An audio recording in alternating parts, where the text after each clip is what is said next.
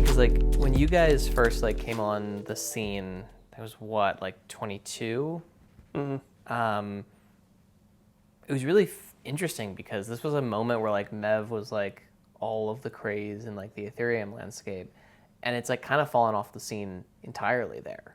Like if you look at the percentage of blocks that have anything Mev related in them, like it's gone very low down, in part because it moved from execution to settlement layer. Mm-hmm. But it's the opposite in Solana. Like back in Yeah. 22, there was just like a tiny little percent that was Jito, and now it's like a majority of blocks built on the network. And in periods of like fun activity, like Mev rewards surpassed inflation, which was like pretty cool. Yeah, that was pretty crazy to see. I didn't expect that. I mean, you want things to be successful, but I don't think when it goes well, you don't think about that becoming reality. Yeah. And that was at the time when no one, like, oh, Mev's not possible in Solana, or like proof of history and all this stuff. And it's like, I don't know. I think it's possible. Yeah. Yeah.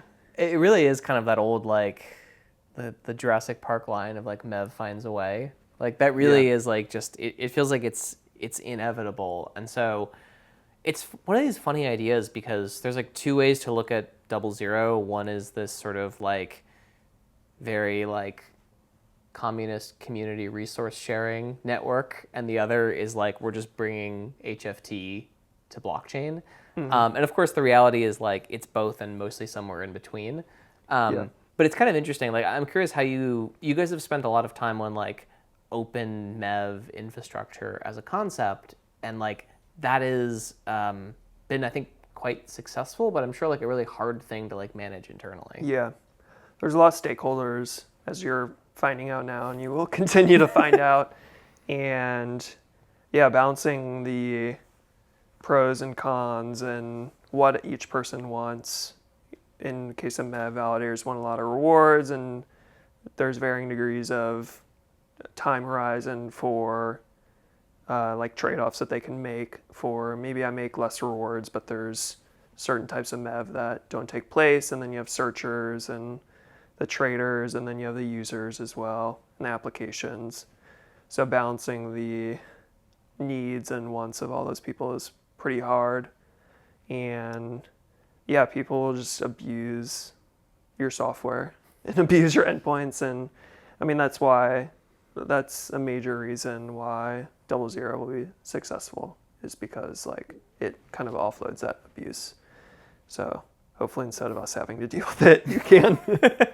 Yeah, I mean, that really is kind of like a whole big part of the point is like, there's sort of like two theses of like blank shouldn't have to deal with it, right? And the first is like protocol developers really shouldn't have to worry about the internet and the fundamental underlying infrastructure and how powerful it is from a performance standpoint for communication. You should just be able to say, okay, like this is a very consistent network experience. That's not the case today on the public internet. And so you can program things for less variance, and you can like optimize tighter because you know like this link will always be 62 milliseconds with like 1 or 2 milliseconds of jitter, as opposed to, I don't know, it might be 62 today or 120 the next day. So at the same time, it's what you're talking about like offloading defense and pushing a lot of the spam protection filtration into hardware accelerated applications, as opposed to doing it all kind of in software at the same point. I'm kind of curious for you guys, like, because when we like first talked about DoubleZero, you guys were like, and you were pretty excited about like different components of this for different parts of the system. Like as it's kind of evolved and you've had more time to like think about it, what are the components that kind of can deliver both like I'd say the most performance increases for Jito and maybe the most value increase? Yeah, I think that the number one performance increase will just be the lower jitter and lower latency. So this is something that we were exploring probably in like 2023. We would talk to our data center providers and work a lot with TerraSwitch and some others. And it's like, hey, do you guys have faster links or things that we can do to optimize routes between these software? For instance, ShredStream, which is basically a low latency read infrastructure on Solana. So yeah, we've been thinking about that for a while. And then when you guys told me about DoubleZero, it's like, oh, this is like kind of what we were thinking. And I think that's just like but this is like on a whole nother level because it's the quality control of the lines in the fiber will be much higher than what you could get. Yeah. And yeah, you go to Google or Amazon and you ask for this stuff and they probably have pretty optimized stuff, but you're sharing it with all the other Google customers where this, at least in the beginning, will be mainly blockchain infra. So yeah, just having high quality, low latency, low jitter links will be very good. And then also the hardware accelerated like signature verification, deduplication is going to be super valuable for Jito and just the Solana network in general. I think, do you remember on stage, I think there's a demo for 1 million TPS Yeah.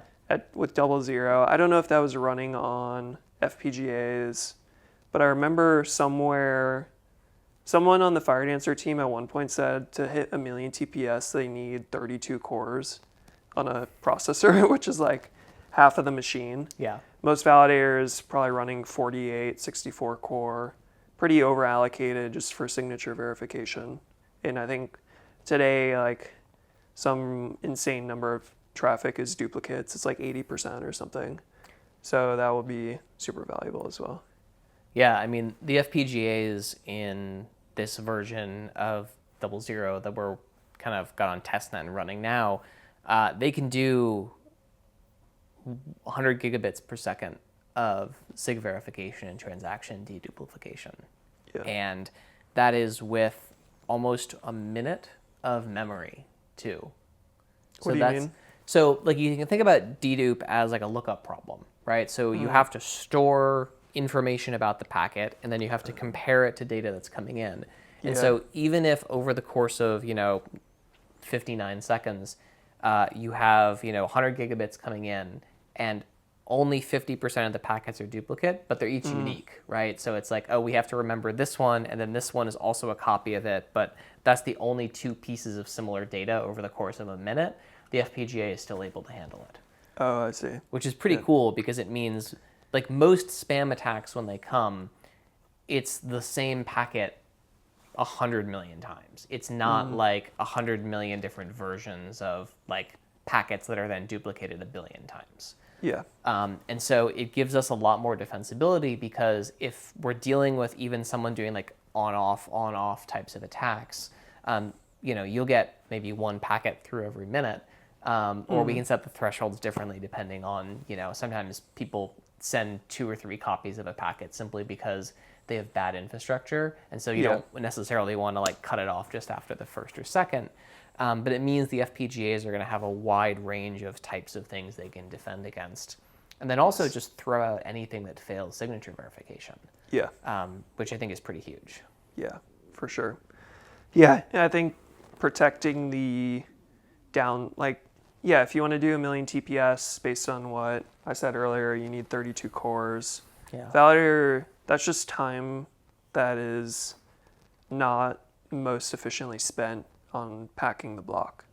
So like we care a lot about validator rewards, how much they're making, whether it's Jito tips or priority fees. That comes from actually spending time executing things, or that's where you want them to spend time on. And if they're just filtering through all this garbage and spending resources on that, then that's money down the drain. Yeah. So when you guys think about like validator efficiency in terms of like building more profitable blocks, where do you see the biggest gains right now? Like what could be optimized to a point where you could see much more profitability coming into blocks? Yeah, I would say the stuff that we were just talking about, the signature verification is a big piece of it. And that was kind of the reason that we built this relayer, which is essentially, it's like there's a relayer and then there's DoubleZero, which is like the relayer on steroids, essentially. So yeah, I think offloading signature verification is a big thing. And then there's been a lot of improvements in the scheduler recently. So there's a lot of work that's been done there and that we and Anza and FireDancer will continue to work on making the scheduler better. And then, yeah, I think from what I understand, the next biggest bottleneck is turbine. So actually, turbine is the process by which the leader propagates information on the network. So they execute a transaction, they want to get that transaction out, tell the rest of the network as fast as possible, here's the next transaction to execute in this block. And a big part of that right now is like the networking I/O and actually propagating the state. So I think there's some interesting things that can be done there, not only from a software level, but from like a hardware and like infrastructure level. So yeah, like maybe you can build your turbine tree more intelligently, or you can leverage DoubleZero to propagate the information faster, things like that. So yeah, I would say like there's the ingress and then the egress. There's a ton of stuff in between, like all the execution, loading the account state. I don't know the breakdown for that, but I know that there's just being better with the computers and treating them nicely will go a long way. So trying to like leverage the cache locality and things like that systems engineers care a lot about. Yeah, it's kind of funny because we look at a bunch of the types of problems that people run into on the network today and look across like multiple blockchains too, and it's like Solana's got this like pretty special problem. So most networks today are limited by the number of requests coming into them, right? Like most, if you look at most blocks on most systems, L1s and L2s today, they're not full because there just simply isn't enough demand for the blocks. Yeah. Solana's kind of interesting because the blocks are not always full, but they're usually not full because, as you're saying, the validators are too busy doing other stuff to fill them completely. You also have this like exponential knapsack problem where like filling the last 5% of the block is harder than the first 5% of the block. But it's kind of an interesting problem space because like at its core, you're trying to scale capacity and also increase efficiency on the front end. And so what you're talking about with like propagation through turbine and stuff, like turbine is an incredibly good and like an incredibly well built good attempt to fake multicast on a unicast network, right? It is this idea of like, okay, we can't actually do multicast where one packet is sent out and the network uses hardware acceleration to replicate it and get it everywhere it needs to go. Instead, it's the sort of turbine fan out tree of this node sends it to the root node sends it out to 200, they send it out to 200, and we eventually get it synchronized around the world. And I say eventually, it's faster than any other synchronization system that exists in blockchain today, but it's still the bottleneck, which is like the crazy part. And there's a lot of extra work going in to handle unreliable links. So you have the error correction coding in Turbine, which helps recover drop packets because public internet's just not super reliable. So yeah, I mean, if you ran Solana in like one data center, you could just get rid of all that and let it rip, but it's not the world we live in today. Yeah. Yeah, it's kind of this like, we've seen this shrinking of validator sets. Like, and you can say, sure, Solana even shrunk it a little bit. You start with Ethereum with like 7,000, and then you go to Solana with, 3,000. But then the next highest number is like low hundreds when you're talking about high performance systems. And I think it's like notable that it's been really hard to actually build anything like this. And like to me, that speaks to the fundamental hardware problem here. So this is not like a software problem. This is not like, oh, we just haven't had enough engineers working on how do you keep the validator set at like several thousand, but also being able to do 50,000 transactions per second. It's like anything getting close to high number of TPS is, they're not necessarily doing it all in one data center, but it's much more limited. Like Hyperliquid, it's very fast. It's running 11 validators all located in Tokyo. And that's a great alternative to maybe a centralized exchange, but it's not doing the same type of thing that a layer one blockchain is trying to do. Yeah. I think it's pretty interesting that there's so many validators, and as you said, the blocks are all full. that wasn't always the case, but it basically is today. Like most of the blocks are pretty, it depends on the day. Yeah. There was a quiet period for a while, but it seems like things are picking up again based on priority fees and Jito tips. But yeah, it's like I think there's been discussion on increasing fees on Solana for like increased base fee or have dynamic base fee. Yeah. And I kind of like, it's like, they're like, we'll just leave it as it is. Like maybe it's too cheap, but let's see what breaks and just keep fixing it. It's funny. I think base fees are too expensive. Oh yeah. Yeah. I agree. I think we should make them much cheaper. Yeah. Yeah. Yeah, but they're like, we need to, some have argued for increasing base fees dynamically, or, if the blocks are full, you want to increase the base fee to where it's, there's like less spam and everything. And I think I was in that camp for a while, but now I'm kind of just like, yeah, let's just like, maybe they are too cheap, but let's see what breaks and we'll fix it. It's kind of like, yeah, this might be mispriced, but let's just like let it rip and see what happens and just keep fixing stuff. Yeah, it's this very much like one of the things that made Solana such a powerhouse is it was not focused on being valuable in the early days. It was just focused on being useful. And like that is the hardest DNA for a project to keep as it scales. Because like money is great. No one wants less revenue, but like the long-term like flywheel is like the TSMC flywheel of like you take profits, you reinvest back into new technology. When you move like processing to a model that makes something cheaper to make, like TSMC will drop costs mid-production cycle for their customers and be like, we built this new thing, like we can do it on this way. Here's a 20%. They literally hand money back to their customers because they've all done prepayment on this stuff.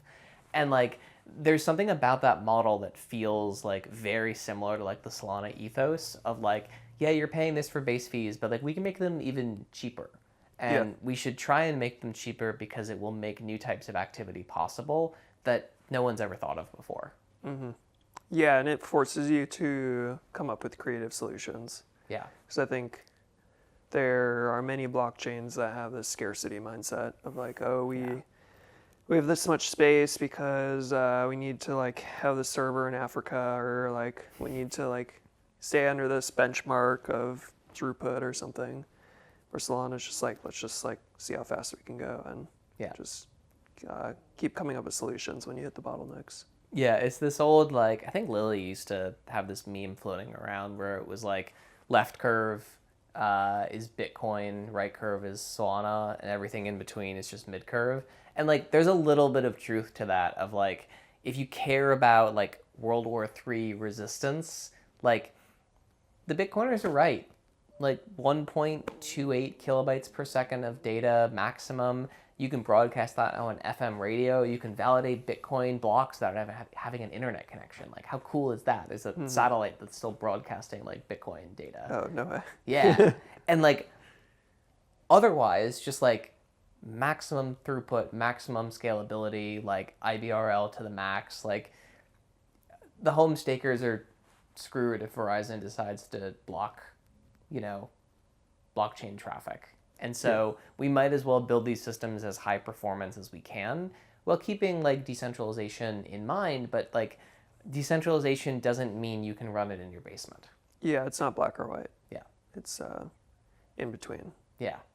And also like the idea that you can run it in your basement is sort of, it like reminds me a little bit of the folks who are like, I'm going to keep some guns in my house so if the federal government comes, like I can defend myself. And it's like, dude, they've got F-22s. Like if they come for you, they're going to get you, Yeah. Like there's very different self-defense arguments, but like to say at some sort of level, like I as an American could ever stand up against the full faith of the US government is like quite a statement. And like the home stakers kind of remind me of that sometimes where it's like, no, if your ISP decides to block your traffic, like China has proven that the Great Firewall is pretty good, and like that technology is anyone could turn it on.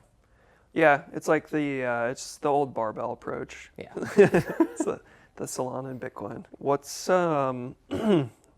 been the best day at DoubleZero, and then the worst day? That's a good question. I will say, like, so one of the most fun days at DoubleZero was the day we got our first software version out. It was just internal testnet stuff, but for the first time, we had a smart contract system running on a ledger that was assigning IP addresses.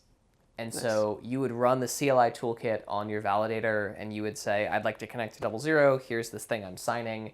And it would not only assign you a GRE tunnel, it would assign you an IP address. And that all that assignment stuff was done by smart contract.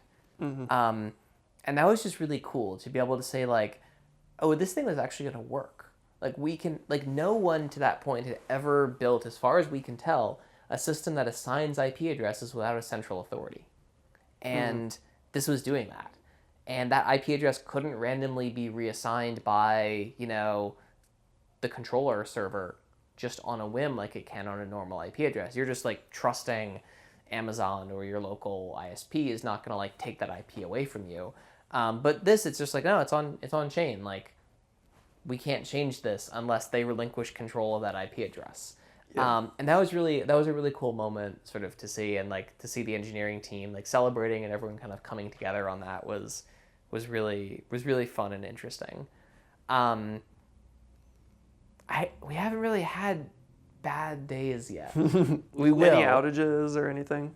We had some testnet outages, but like they're kind of like they're like bullish outages, you know, because it's like, oh, here's a problem. We found this problem like in a low stakes scenario that doesn't really matter. Like we had an activator service for something that like just like had never gotten pushed to production. Like it was like kind of still running on someone's like personal like AWS instance or something, and like went down and like, oh, we couldn't onboard people, but it was like, oh, okay, like we found this thing out. Yeah, I'd say like the hardest parts of doing this thing are nothing blockchain related. It's the regulatory framework you have to operate in. It's trying to deal with multiple countries and multiple jurisdictions. It's all of the stuff you have to do the work you actually want to do. That's by far been the hardest part of the project. It's weird to say that it's easier to build a new internet than like set up a legally sound blockchain foundation, but I think that may actually be true. Yeah. What does that process look like for bringing on new contributors and some of the like regulatory stuff? Yeah, so the good news is there's actually not a ton of regulatory landmines for a project like DoubleZero, because you got to think about this. It's a stateless network. So there's no user-deployed smart contracts. There's no funds custodied. Like if someone hacks DoubleZero, it's not like there's a big pool of assets they can get. Like Jito's got way more sort of like money at risk, for lack of a better term, like on the smart contracts you guys author that have to be robust than we do. And so one of the nice parts about that is like bringing on new contributors. Like it from a software standpoint, it's pretty straightforward. However, and this is the real however, this is a physical fiber network. So like geographic locality really matters. And you would be astonished to learn how much of the base layer of the internet is still done on paper. Like we were buying a bunch of IP addresses, and like for a moment we thought we were going to have to fax in a form. Which is like the most insane thing. How do you fax things today? I know, like who knows? Well, apparently up until a few years ago, they required wet ink signature mailed for like IP address transfer. It's wild. Yeah. But you know, even things like you're saying, okay, well this new network contributor wants to come on board, like someone like Galaxy, right? And it's like, okay, great. They already have rack space in a bunch of these data centers. They already have power. They already have all these things sited. And it still takes 2 to 3 months to get a circuit lit up. Even though everyone is super on board, ready to go, really willing to go, just the minute you touch anything physical, it's just telecom. Like it is like, yeah, it's big Verizon. It's not like the Verizon that brings Fios to your house, but like these companies aren't like magically better run when you start dealing with like $6 million agreements and stuff as opposed to when you're dealing with residential agreements, it's still a lot of the same type of difficulties. And so, like, we have new contributors too who have never run fiber networks before, but they're super excited about this. And it's like, you can feel like the entire internet infrastructure system is set out to nickel and dime you to death, which is true because it's a system that's been built over 40 years with layers and layers and layers of middlemen. It's sort of like if you want to just like accept a credit card as a business and you don't want to go and pay like 3% from whatever and get an all-in-one register point of sale system and pay thousands of dollars a month, and you want to say like, no, I want to go get a direct relationship with a credit card processor, like, good luck. There's 7 companies in between there. And the internet still kind of runs in the same way, where like until DoubleZero is at a size and has a treasury that supports it doing things like joining cable consortiums and becoming like actual owners and part owners of these undersea fiber cables, or launching our own satellite network or something like that in the future, it's like an exercise of like peeling the onion to try and get to like the layer where we can actually interface with people who like don't have these markups. Like we get a lot of requests for like bringing fiber into like Middle East and Dubai and UAE because there's a lot of people who'd like to run validators there. There is like 40 to 60% middlemen markups. Wow. Just on those types of things because they have scarce resources and scarce assets and they know it.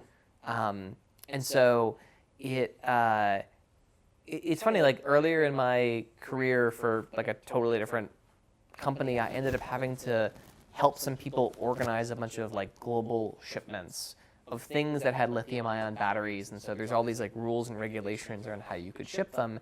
And like shipping is also kind of like a middleman racketeering ring type thing where you go to a broker and then that broker subs you out to like tons of other brokers. And it's weird to think that the internet at its base operates very similar to like oil or like, ocean shipping or something along those lines. But a lot of these like heavy industries, and like, fiber is not like a heavy industry, but it's like the heaviest part of the internet stack. They all kind of have similar areas. And so a weird way to sort of like think about what we're doing is it's like spiritually similar to like Flexport or one of those type of companies, or what like SpaceX was trying to do before they started to do full vertical integration themselves. They started off with a non-vertically integrated company, and it felt like a lot of what they were trying to do there. And so I think the long-term evolution of the DoubleZero protocol, like I'm not a big believer in DAOs. I think DAOs are generally a bad way to run a protocol, but you could see a DAO for ownership of like fiber assets that then would basically sublease those out to contributors, and that DAO would have the treasury to join these consortiums as primary members or to launch a satellite network or something like that. And suddenly, like, the future of DoubleZero looks a lot like the reality of internet in Europe, where the government runs a lot of dark fiber and then will lease it out to companies that need to access it, whereas in the United States, like, Verizon runs their own pipes, like X or Y or Z company all runs their own pipes. And through these sort of principles of resource sharing, like, our future may be something much more similar to becoming like infrastructure owners that are operating as a nonprofit. Interesting. How have you had success pitching this to those larger companies? Like, has there been good success there? Like, is there something that you found that resonates with these people, or are you still trying to get them to buy in? It's funny, when we first started this, I thought it was going to be a year of getting people to care.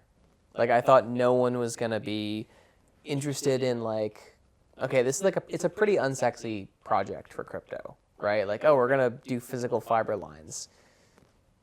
Well, someone else is launching a meme coin. Like, why would, like, one of them is like instant turnkey profit. The other is like, well, maybe this works, but this is a pretty risky, audacious idea. We found actually a huge amount of willingness on the funding side, and then also when it comes to the fiber provider side. And one of the things that's like a very interesting is a lot of crypto VCs, the like senior partner or like the original GP of the fund or something like that, like with Foundation Capital, like Steve, like was an OG internet guy like was doing stuff back in like the late 90s, early 2000s, like Mark Andreessen, same thing, right? Like these guys now who were like at sort of like call it the peak of their career or whatever you'd sort of, and are very early on crypto now. They saw like the physical part of the internet transformation. We think of the internet transformation like the crazy VC days of the early internet as like Facebook and Twitter and stuff like that, but like it wasn't that at all. It was like it was AOL, it was like CenturyLink, it was like stuff that actually had to wire up physical connections to make it work. But then a lot of these guys, even if they were at places like Facebook and invested in companies like Facebook, they saw Facebook get to a certain scale where they said, crap, like we need our own pipes. And you saw like Facebook go out and they wired up most of the internet in the Philippines. It was actually installed and financed by Meta because they needed to sell ads and they needed to grow. And it turns out at a certain scale of a company like Facebook, you have to start thinking about your own data centers. And once you've thought about your own data centers, you have to start thinking about your own pipes for delivering bandwidth, especially in growth markets. This is like, if you remember like Project Loon, was this like crazy idea for like... I had a friend that worked on that. Yeah, it was like this awesome idea of like, could we fly a bunch of high altitude blimps and beam internet down to folks? And that wasn't like some altruistic vision of like Facebook and Google. That was like, well, we have a problem where we're running out of users connected to the internet to sell services to and insert ads to. And there's nothing bad about that. It's the power of capitalism is trying to make money and solve problems. But it's wild to think that these companies, that a lot of them are kind of ad tech companies that under the hood, like got so into that they had to start running their own fiber. So this is a long way of saying that like, we saw a lot of receptive nature to this. And so bandwidth contributors, the hardest ones to work with are the publicly traded ones because they're under such tight, like running fiber is not, it's a good business, but it's not a venture scale business for the most part. These things are usually debt financed. They're usually throwing off, single digit % returns. It's much more similar to like energy grid investing. Where you have a lot of like, this is trying to produce 7 to 9% per year on a free cash flow business model. And so for them to get them to understand tokens is kind of hard. The good news is they've usually sold services to companies like Jump and Galaxy and all of these types of firms. And those folks are willing to take a bet on crypto. They're willing to take a bet on DoubleZero. And so most of our early network contributors are folks who run networks already. And most of them are folks that have been engaged with crypto for a while. That helps for sure. It helps. It helps. Yeah, they understand kind of both the variability and volatility, but also they can look at this thing and be like, oh, this is actually the first time that the physical infrastructure business has been able to look at taking a percentage of value that transfers over it. Like, most of these systems are fixed USD fees, or they're like indirect monetization. Like most airlines are basically just large pools of cash for options trading jet fuel, right? Like there were years where like airlines, all of their profitability came from trading jet fuel and not actually moving people around. Interesting. This applies to large car companies. They're largely banks that service loans, and the way that they're able to get loans in the door is by selling you a car. It's like Starbucks, kind of. Like Starbucks has that program where you can pre-deposit money into it, and they just earn T-bill yield on it. Yeah, I mean, Starbucks is effectively a very indirect stablecoin issuer. Yeah. And this is part of why Tether is like the best business model in the world. It's the most profitable company per employee by, I think, 60x. Wow. They pulled in $85 million of revenue per employee last quarter. And the closest to that is Instagram, which I think is 1.6 mil of revenue per employee. Like these things are, and we're setting aside like multi-coin and like venture portfolios because those are obviously great, but very different, non-repeatable business models, we'll say. But yeah, it's really interesting to look at these types of things. And so one of the cool promises of DoubleZero is like, okay, you run a fiber network or you have fiber. When you're contributing it to it, you are getting rewarded in DoubleZero tokens for providing that. And that value comes directly from the fees that validators pay. And validators are not paying, 1 sol per epoch or something to be on it. They're paying a percentage of their earnings. Mm-hmm. And so if you are a long-term believer in crypto and that these assets are like meaningful over a long-term duration, you want exposure as that aggregate value increases. Yeah, you have to kick off the two-sided marketplace. I think blockchains, especially Solana, are a great place to kick that off to get, because there's I think last year, I can't remember how much money was on, how much revenue Solana made, like probably close to $1.5 billion or something, which is like pretty good for not that much traffic. Yeah. I think the biggest risk for DoubleZero is that the ambition of this space stays pretty small, and that people are pretty happy with blockchains doing 6,000, 7,000 transactions per second, and it takes 3 or 4 years for there to be enough interest and enough demand for there to be several million transactions per second on Solana or on something else. Mm-hmm. And so that's actually like, you always get that question from investors that's kind of like, why would I pass on this deal or something along? And I love those questions because I think it's as much of a test of the founder as it is them. Like, they obviously know why the company might not work when they ask if they want to see how honest you're going to be with them. And that's always my answer is like, if blockchain is basically as big as it's going to get, like the Swift network, right? Swift and like FedNow and ACH, like they're not scaling dramatically. People are doing about as many wire transfers as they used to be doing, even if the value's gone up. If blockchain is sort of set at the size, like that's a pretty bearish case for DoubleZero. But, we look back 4 years ago and the fastest blockchain in the world was doing like 100 transactions per second. Mm-hmm. And now the fastest networks in the world are pushing 10,000. And if we do our job right with DoubleZero, we're going to make them all able to push 100,000 in the next year or two. Yeah. Well, I don't think Solana is going to slow down anytime soon. The IBRL meme is out in full force recently.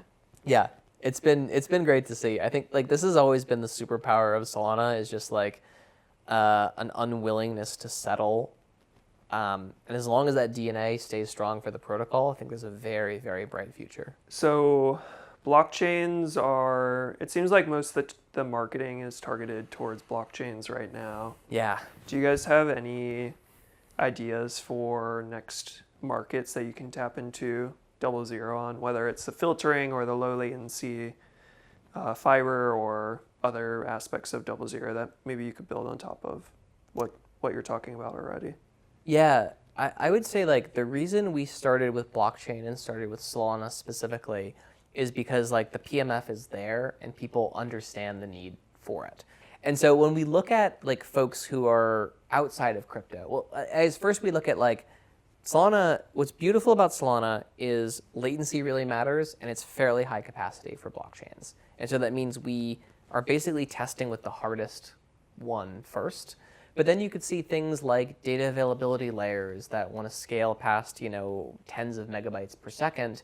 Like multicast technology is a great way to help propagate data around the world more quickly. You can see storage networks from IPFS to Walrus to other things that are coming in the future needing something like DoubleZero because the way that like the big cloud providers and many data centers bill is very heavily on egress bandwidth.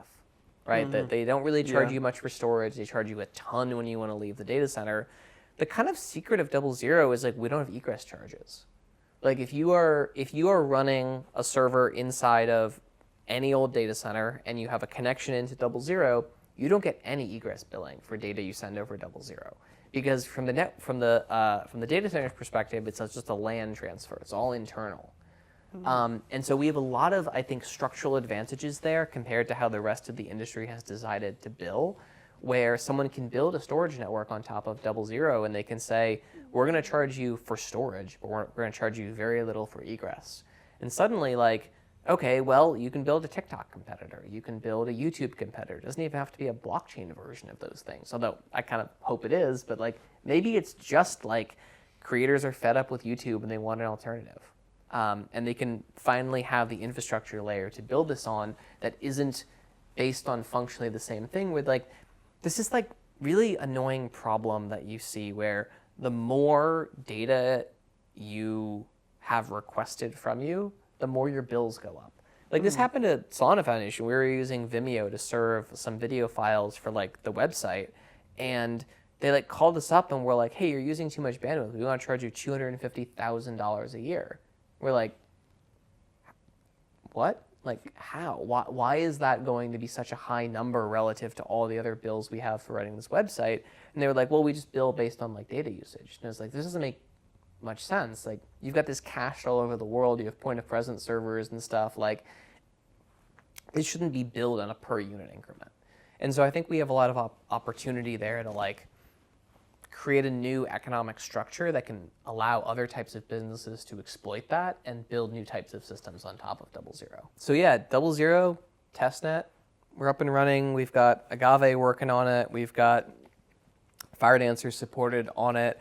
I think like Jito is like a mark of success for us, right? When we have people running Jito saying, hey, I want to use DoubleZero because like they already use Jito because it's more profitable, but if you use DoubleZero, it becomes even more profitable. Like, what does that kind of look like from your guys' side? How much work are you having to do to make use of what DoubleZero can offer?